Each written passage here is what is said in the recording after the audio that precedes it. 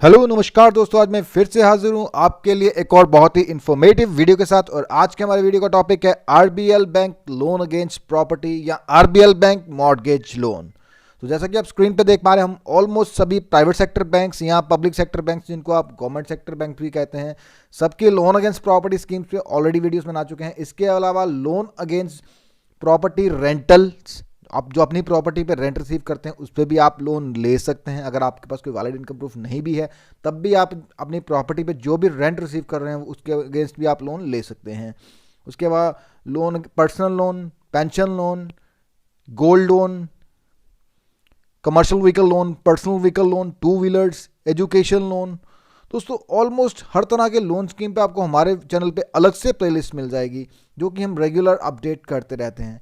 तो आप इनमें से कोई भी लोन लेने की सोचें तो एक बार इन वीडियोस को ज़रूर देख लें, ताकि आप इनमें से जो बेस्ट स्कीम है वो चूज़ कर पाएँ। और आज के वीडियो में हम बात करने वाले हैं RBL bank loan against property.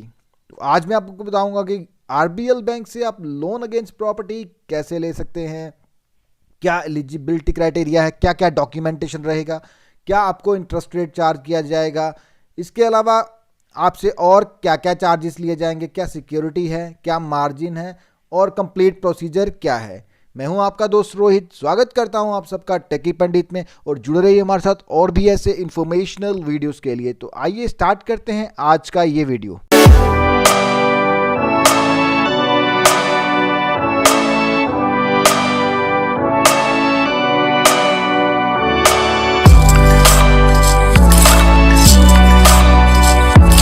RBL loan against property, RBL lap या आरबीएल मॉर्गेज लोन, कुछ भी कह सकते हैं आप। तो ये जो लोन स्कीम है ये लाइक पर्सनल लोन होती है। आप अपनी कोई भी पर्सनल या प्रोफेशनल रिक्वायरमेंट को पूरा करने के लिए इस लोन स्कीम का लाभ उठा सकते हैं। इसमें कोई भी एंड यूज वेरिफिकेशन नहीं होता ज़्यादा। तो आप इस पैसे को अपनी मैरिज रिक्वायरमेंट हो, मेडिकल रिक्वायरमेंट हो, एजुकेशन रिक्वायरमेंट हो, या आपने किसी अनऑर्गेनाइज सेक्टर से कोई लोन उठा के रखा है जिसका बहुत एक्सेसिव रेट ऑफ इंटरेस्ट आप भर रहे हैं, तो आप उस लोन को चुकाने के लिए भी इस लोन स्कीम का लाभ उठा सकते हैं। बहुत ही सिंपल है, ईजी है। बस आपके पास कोई प्रॉपर्टी होनी चाहिए, saleable, easily marketable, free of any charges and इनकम्बरेंसेस। ऐसी कोई प्रॉपर्टी अगर आपके पास है और आपका कोई रेगुलर सोर्स ऑफ इनकम है विद वैलिड इनकम प्रूफ, तो आप लोग भी इस लोन स्कीम का लाभ उठा सकते हैं। तो एलिजिबिलिटी क्राइटेरिया क्या रहेगा? सैलरीड इंडिविजुअल्स, अगर आप सैलरीड हैं तो आपकी जो कम से कम सैलरी है वो 1.5 लाख रुपया साल की होनी चाहिए। कम से कम age at the time of application 23 years, और maximum age at the time of loan maturity जो होगी वो 60 ईयर्स, और रिटायरमेंट एज, अगर आपकी रिटायरमेंट 58 में या 55 में हो रही तो आपको 55 में ही ये लोन सारा खत्म करना होगा। और अगर आप नॉन सैलरीड हैं, लाइक सेल्फ एम्प्लॉयड हैं या कोई बिजनेसमैन हैं, कोई प्रोफेशनल है लाइक सीए, आर्किटेक्ट, इंजीनियर, तो आपकी जो minimum net profit as per latest ITR 1.5 lakh रुपया कम से कम होना चाहिए। कम से कम एज जो है eight the time of application 23 years होनी चाहिए। और मैक्सिमम एज, अगर आप बिजनेस हैं या सेल्फ एम्प्लॉयड प्रोफेशनल है कोई, तो उस केस में आपकी जो मैक्सिमम एज रखी गई है वो 65 ईयर्स रखी गई है। तो मोस्टली सभी बैंकों का आगे पीछे रहता है। कुछ बैंक 18 ईयर्स पे भी लोन दे देते हैं, कुछ बैंक 23 पे, कुछ 24 पे देते हैं, तो अलग अलग है। तो कम से कम 18 ईयर्स सभी बैंक लेते हैं। और एम्प्लॉयज़ के केस में अगर सैलरीड एम्प्लॉयज़ हैं तो 60 ईयर्स मैक्सिमम या रिटायरमेंट एज, और जो नॉन सैलरीड हैं उनके लिए 65 ईयर्स मैक्सिमम पीरियड दिया जा रहा है for eight the time of loan maturity. तो डॉक्यूमेंटेशन क्या क्या ली जाएगी आपसे इस लोन स्कीम के लिए? तो लोन अगेंस्ट प्रॉपर्टी के लिए जो भी एप्लीकेंट है पहले उसका केवाईसी लिया जाएगा। अगर एप्लीकेंट 1 से ज़्यादा है तो उन सब का केवाईसी अलग से लिया जाएगा।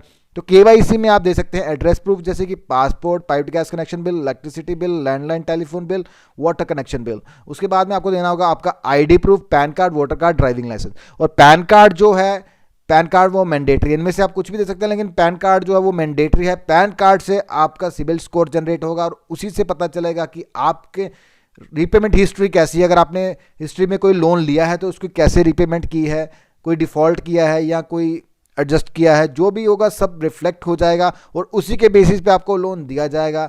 और उसके बाद में आपका सिबिल स्कोर भी एनालाइज किया जाएगा और सिबिल स्कोर के बेसिस पे ही आपको जो इंटरेस्ट रेट चार्ज किया जाएगा।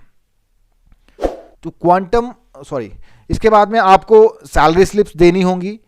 As per your income, as per your profession. तो जो भी आपका प्रोफेशन होगा उसके हिसाब से आपकी सैलरी इनकम प्रूफ रहेगा।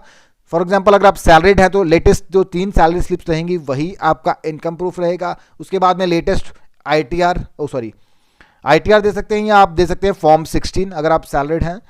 तो अगर आप नॉन सैलरीड हैं तो आपको देना होगा अपने आईटीआर्स की कॉपी लास्ट 3 साल की, उनको एवरेज से आउट किया जाएगा। ये डिपेंड करता है आप किसी भी प्रोफेशन में हैं अदर देन सैलरीड, तो आपकी जो आईटीआर्स होती हैं वही आपका इनकम प्रूफ होता है। आपका बिजनेस है तो आपके बिजनेस की प्रॉफिट एंड लॉस स्टेटमेंट देनी होगी, बैलेंस शीट देनी होगी। इसके अलावा आपको देना होगा बैंक स्टेटमेंट। अगर आप आरबीएल बैंक के कस्टमर हैं तो नो वरीज, अगर आप दूसरे बैंक के कस्टमर हैं तो आपको कम से कम 6 महीने की स्टेटमेंट अपनी सैलरी अकाउंट की या अपने बिजनेस अकाउंट की देनी होगी। उसके अलावा आपको अपनी प्रॉपर्टी के title documents along with approved plan, copy of approved plan, ये डॉक्यूमेंट्स आपको देने होंगे eight the time of loan application. Latest passport size photographs भी। तो क्वांटम ऑफ लोन कितना रहेगा, तो जो लोन है ये आरबीएल लोन अगेंस्ट प्रॉपर्टी में मैक्सिमम जो क्वांटम रखा गया है 10 करोड़ रखा गया है, बट वो डिपेंड करेगा टोटली आपकी इनकम पे। जितनी आपकी इनकम होगी उसी के हिसाब से आपको लोन दिया जाएगा, आपकी सैलरी के हिसाब से या आपकी बिजनेस इनकम के हिसाब से ही आपको लोन दिया जाएगा, क्योंकि उसी से आपकी एलिजिबिलिटी कैलकुलेट की जाएगी। आपकी टेक होम पे को निकालने के बाद, आपके बाकी खर्चों को निकालने के बाद, 50% आपके घर में भेजने के बाद जो बचेगा उसी से आपकी ईएमआई निकलेगी। तो ईएमआई टोटली डिपेंड, आपका जो मैक्सिमम लोन अमाउंट है टोटली डिपेंड करेगा आपकी इनकम के, ना कि आपकी प्रॉपर्टी पे, क्योंकि आपका जो रीपेमेंट होगा आपकी इनकम से होगा, आपकी प्रॉपर्टी से नहीं होगा। और बैंक, आरबीएल बैंक जो कह रहा है कि 80% ऑफ द प्रॉपर्टी वैल्यू तक आप लोन दे सकते हैं, प्रॉपर्टी बाद में एज ए सिक्योरिटी ली जाएगी। फर्स्ट ऑफ ऑल आपकी जो भी लोन अमाउंट होगा मैक्सिमम आपको दिया जाएगा, वो डिपेंड करेगा आपकी रिक्वायरमेंट पे और आपकी इनकम पे। तो इंटरेस्ट रेट क्या चार्ज कर रहा है आरबीएल बैंक आपसे, 9.5 to 12% के बीच में चार्ज होगा, जिसका एवरेज है 10.20, बट वो डिपेंड करेगा आपका इनकम सोर्स क्या है, आप कितने पीरियड के लिए लोन ले रहे हैं, आप कितना अमाउंट ले रहे हैं, और आपका सिबिल स्कोर कितना है। सारे फैक्टर्स को बैंक देख के डिसाइड करेगा कि आपको कितना लोन % चार्ज किया जाएगा।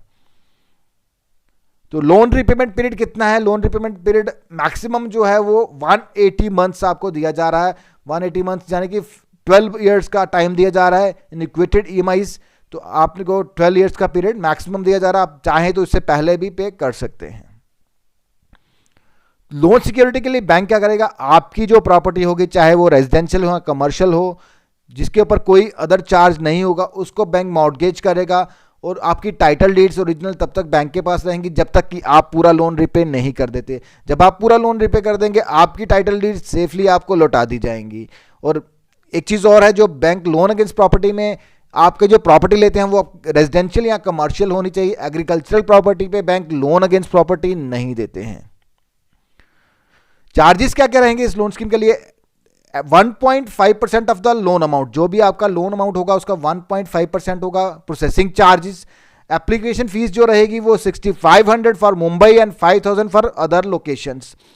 तो अगर आप प्रीपेमेंट करना चाहते हैं अपने लोन की, जल्दी रिपे कर, आपके पास पैसा कहीं से आ गया, आप लोन में डालना चाहते हैं, तो अगर आप to 15% of outstanding in 1 financial year, एक फाइनेंशियल ईयर में जितना भी आपका आउटस्टैंडिंग है उसका 15% अगर जमा करेंगे, फॉर एग्जाम्पल अगर आपका 10 लाख रुपए आउटस्टैंडिंग है तो अगर आप 1.5 लाख तक जमा करेंगे तो आप पे कोई भी प्री पेमेंट पेनल्टी नहीं होगी। लेकिन अगर आप उससे ज़्यादा करेंगे तो आपको 3% इंटरेस्ट देना पड़ेगा उस प्री पेमेंट अमाउंट पे भी, जो भी आप प्रीपे कर रहे हैं।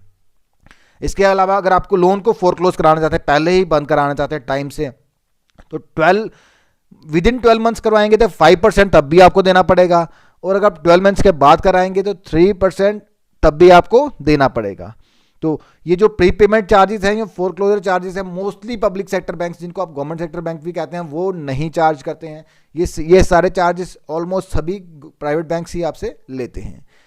इसके अलावा आपसे चार्जेस जो लिए जाएंगे वो होंगे वैल्यूएशन चार्जेस, जो बैंक का अप्रूव्ड वैल्यूअर आपकी प्रॉपर्टी की वैल्यूएशन करेगा, उसके भी चार्जेस होंगे, वो भी कस्टमर को ही बेयर करने पड़ेंगे। इसके अलावा लीगल ओपिनियन चार्जेस होंगे, जो कि बैंक का पैनल लॉयर आपके प्रॉपर्टी के ऊपर लीगल ओपिनियन देगा, उसके चार्जेस भी कस्टमर को बेयर करने होंगे। इसके अलावा कस्टमर को प्रॉपर्टी का इंश्योरेंस भी करवाना पड़ सकता है, वो भी कस्टमर को ही अपने पैसे से करवाना पड़ेगा। तो दोस्तों ये था RBL bank loan against property. दोस्तों कैसा लगा आपको आज का ये वीडियो, कमेंट बॉक्स में कमेंट करके जरूर बताएं। अगर आपको ये वीडियो पसंद आए तो वीडियो को लाइक करें, चैनल को सब्सक्राइब करें और वीडियो को शेयर करें। Thank you for watching.